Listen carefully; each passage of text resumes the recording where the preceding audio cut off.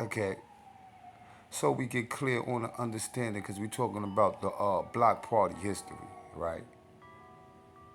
All right, from the beginning, we was doing block parties out there. You know what I mean? My guy Fred was spearheading all of them, going hard, making sure we do them, and we always contributing to the block party.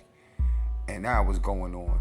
And before that, the first block party I remember was a block party that DJ Hardcore put together, and he had Mike Nice come out there as the guest DJ, and it was like the one that spearheaded the idea that every year we gotta have a block party, and it's been a block party every year since then. You know what I mean? And at that first block party, that was the block party where we really locked in. You know what I mean? Me and Face with Hardcore.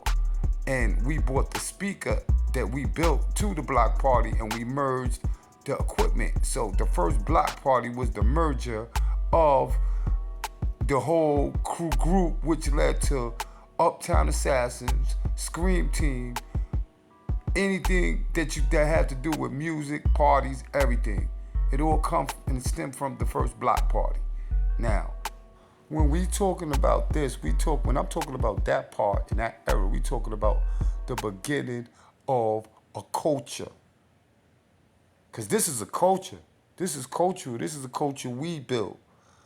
Not no one man. Okay. When it comes to the new era block parties, they started in 2005. And the old era block parties ended in like 2001 because the bros got locked up and the streets was kind of wicked and hot. So it was best that it was no block parties or nothing like that, because dudes wasn't even in the hood for a few years. So when dudes started popping back out,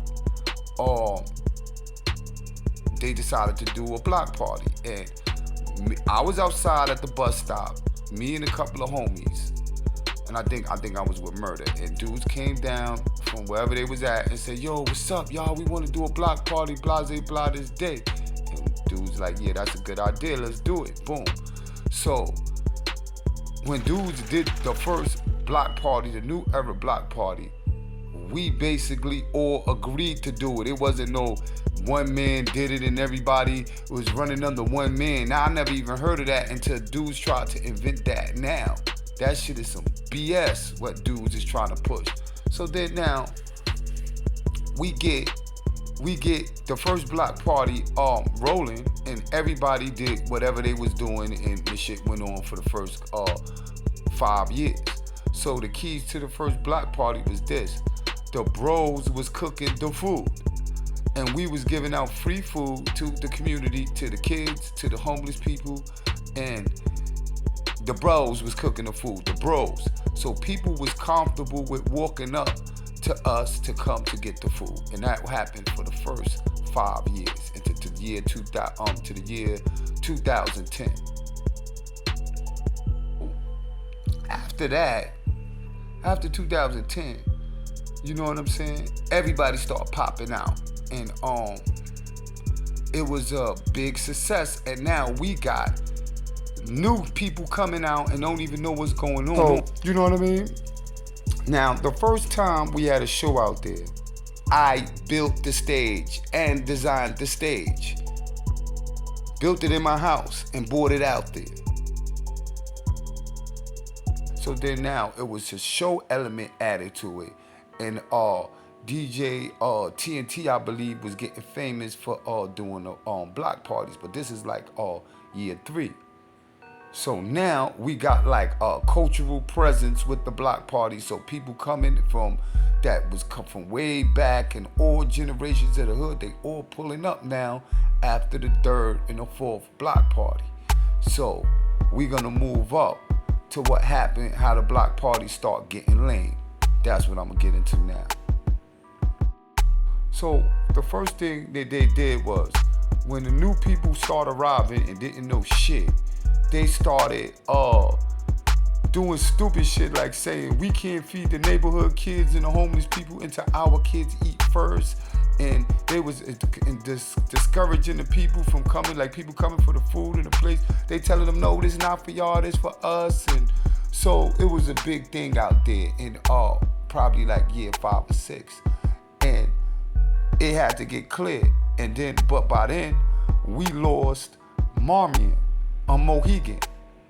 So Mohegan used to come to the block party. It was a Spanish lady from Mohegan. She used to bring the whole Mohegan in. They was a part of the block party. So it was a big incident with Mohegan and people from the block party. I don't want to get into details. So Mohegan stopped coming. So once they stopped coming, and that was like in year 8 and 9, the block party started getting a little lame because now we wasn't having no kids. Now we had no early presents. Now it was no need to do half of the things we was doing, and it kind of like fizzled down, and then it heated back up when a couple of brothers came home, and I was around the 10th annual block party and the 11th annual block party, and it heated back up. So then what happened after that, around 10 and 11, how it got super, super lame, the rules changed with the parks and recreation. So they start shutting everything down at 7 o'clock. So you couldn't get a sound permit after 7.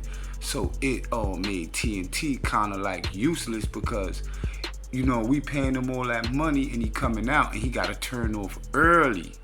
So that was the only reason that I was advising not to use TNT unless he coming out 10 o'clock in the morning to 7, because he's only playing 3 to 4 hours, and then the party was getting popping around 7, and then they be turning the music off. So it just became a waste. So that was one thing that started laming the block party out. So besides the fact that the homies wasn't making the food and serving the people, and the people wasn't comfortable, the food service turned shitty going into year 14 and 15. The food was shitty. And so people was coming, but they was coming and they was leaving because there was other shit going on. And why would you stay there?